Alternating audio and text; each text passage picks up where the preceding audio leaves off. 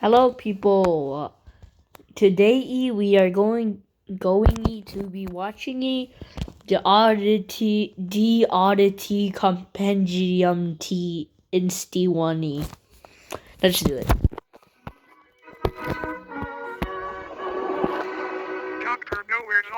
Oh, he looks beautiful. I can't lie. He looks honestly amazing. Not at night though. He does not look good at night. Okay, I'm sorry.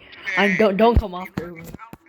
Oh, world is purple. That's really cool. It's purple.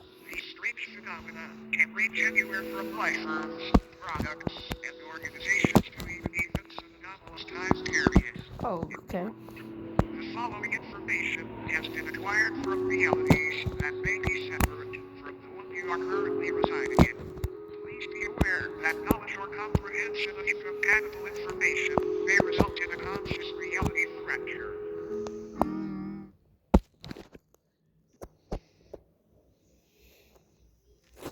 Flush beds. Okay, cool. Flushy wushy beds.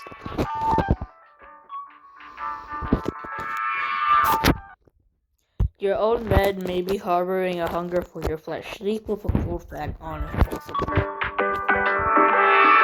If you ever walk downstairs one morning and your family's gone, interacting with your head corpses that remain in your set should be avoided. Non-existence is a contagious disease.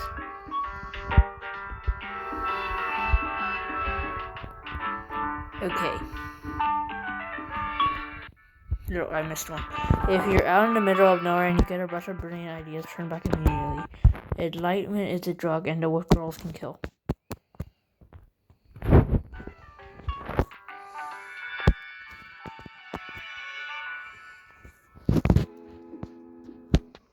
Flesh beds.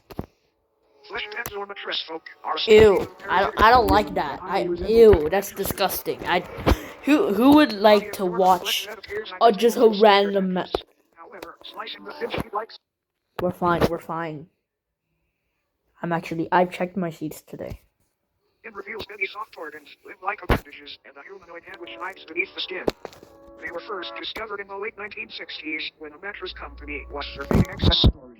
Upon finding many seemingly pristine mattresses that had not been sold, they gave them away to thrift shops and people in need. The people who received the mattress folk initially had no issues with slow beds. Oh, I love that smiley face. It looks beautiful. It looks pretty. The first recorded victim was 19-year-old Alice DeJare. Poor Alice DeJare. For roughly 6 months before her sudden disappearance. I wonder what happened. They didn't know? Like, they didn't know when he died? What? It feels like that character from, like, that guy that, like, eats random candies from other dimensions. It's like that bed organism thing. The method in which mattress folks sustain themselves is by waiting for the body of the host to wake them from their dormant state. Kind of like an egg, but not nearly as tasty. Okay. After they wake, they sleep with a cold fan. That's all you had to do. Slowly unfold themselves from their soft mattress-like bodies. This process I can see it. Okay, so first of all, why would you just be standing there taking a video? That's like so dumb. Who would do that?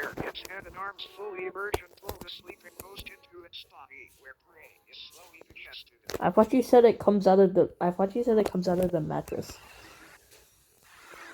Not much is known about how these sleeping beauties came about, but it is they are subhuman. They were once a branch of Homo sapiens that merged with a mycelial network many years. Why? I like how they're just examining the flesh, but not knowing that it can easily eat them. Another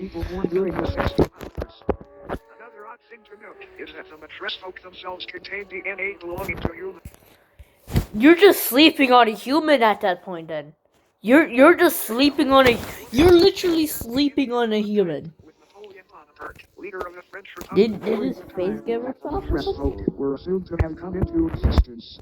All in all, it might be a good idea to throw out that mattress that feels just a bit too warm lately. You might be sharing it with something unwanted. Good night, sleep tight, and don't let the bed bite. I thought it was the bed bugs, but whatever.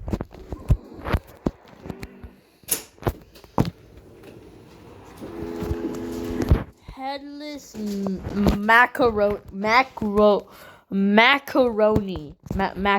Let's just do macaroni. The headless macrocosm is a sub-reality Oh, nearly macrocosm. identical to Earth's Sorry. plane, for the Sorry. instead of humans, tail-headless corpses remain in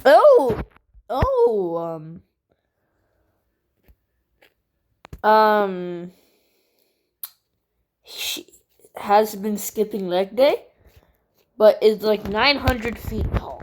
these corpses, though technically Never mind, like 6 feet tall. through the holes in their necks.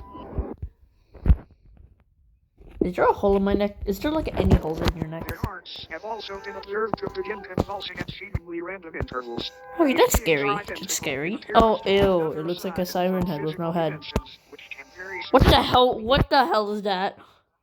In this pocket, reality has been observed changing their behavior when humans have physically interacted with them, and apparently gain a level of awareness and vitality when such events occur.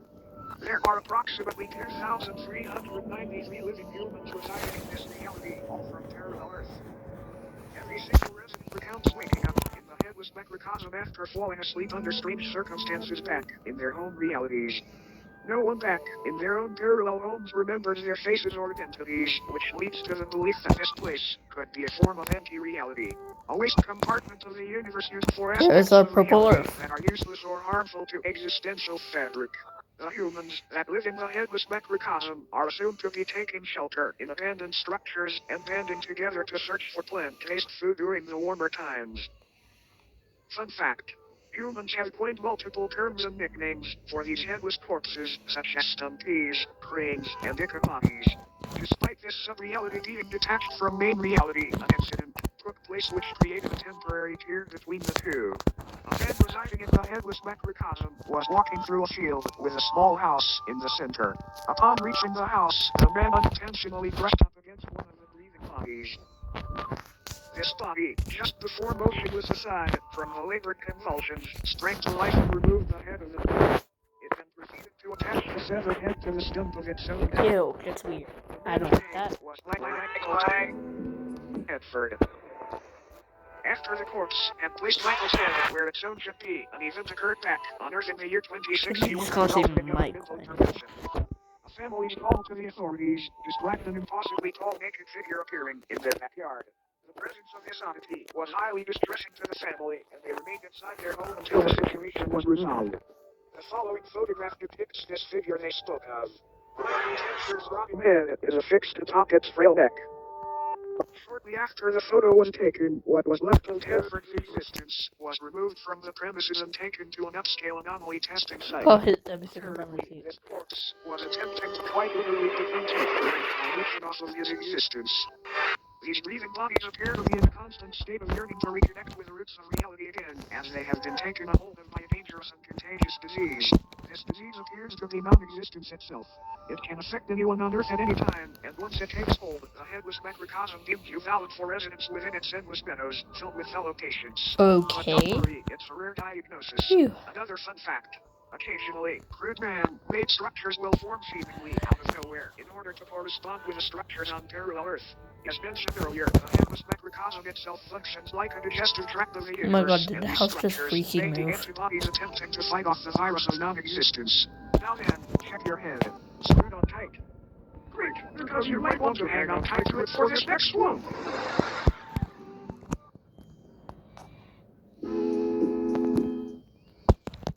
How do you say that? I don't understand. Oh, obelisk. Across the world. Also known as the Fathers of True North, they appear in groups of 1 to 8 and stand anywhere from 10 to 150 feet tall. Each obelisk is levitating just barely above the ground and facing geodetic north. Most of them reside in remote fields of the because like atoms don't touch, but you can still feel them because of nerves. They are moving just ever so slightly and progress approximately 2 inches forward here. These obelisks are enlightened in the infinitely vast secrets of the universe, and are constantly vocalizing the excess information as a means of ways to counteract the overwhelming intake of knowledge. Though currently enclosed and monitored by government entities, many people have wandered into these locations prior claiming to be following the sound of angelic singing. This alluring hum emanating from these obelisks induces a massive increase in general intelligence and subjects listening. Folklore often refers refers to the frequency as the sun or the divine contour. Each obelisk's biological elements are unraveled thousands of feet into the sky to make a metaphysical connection from Earth to the universe. It is assumed this is a form of knowledge worship, an attempt to make a mortal sacrifice for an immortal honor. Fun fact. These organs are confirmed to be those of the humans and other biological matter that were absorbed after enlightenment.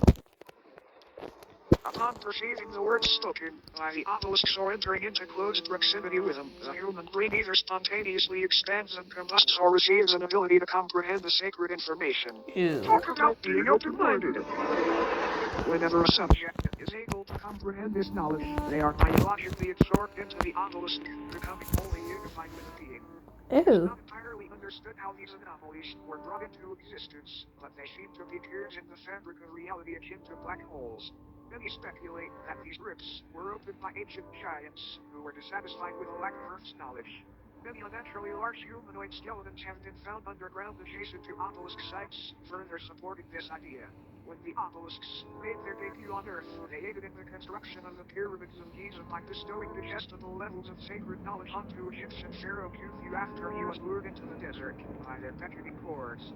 This knowledge would help Khufu rationalize a possible blueprint and method for building these grand tombs, and they were made into the shapes of pyramids as a tribute to the divine structures. All in all, these obelisks may seem malevolent, but it's important to remember that no physical pain could ever outweigh the agony of infinite knowledge.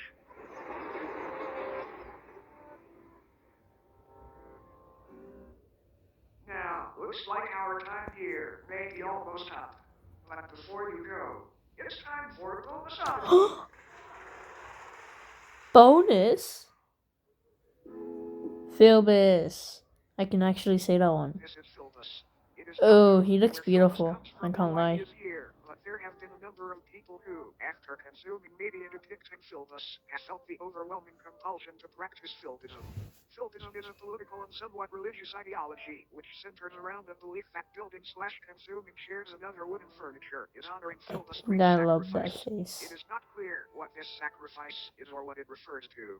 Attributes and practices of Philbism include learning to build chairs, learning to properly digest chairs, promoting/discussing chair consumption on obscure internet forums, praising the fictional political candidate known as Philbus, who is said to advocate for making furniture consumption a socially accepted and widespread practice. There are so many wonderful things about Philbism. Consume the body of Philbus and become one with many others today. It's a great decision. Just eat your share to get started. Any mention of Philbism and elaboration on the subject will eventually result in it becoming a sponsorship or advertisement of sorts. We have no idea how to avoid this, sorry. All Philbists will deny the existence of Philbism when directly questioned about it. This video was not in any way sponsored by Philbism. This is for educational purposes only. Philbism does not even exist. You can sign up for Philbism certification here. Consume the body of Philbus today. How would you look at the clock? It's just about time for us to part ways. The reclipping process will now commence. This purely auditory procedure will ensure you do not come away from this with any aliens from beyond contracted during your viewing experience. Please close your eyes and do not open them until told to do so. Okay.